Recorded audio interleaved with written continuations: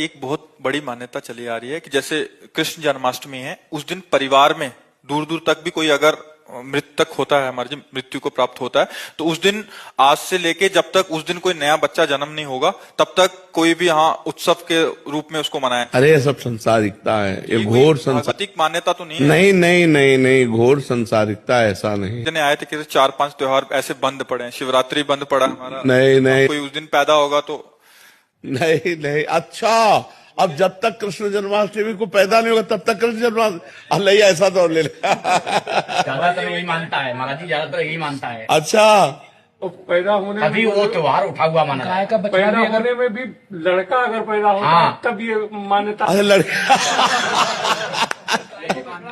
यार ले ले ले ले भाई। गौ माता को बछड़ा भी हो तब भी मान्यता है कि मतलब उस दिन पैदा हो जाए अगर।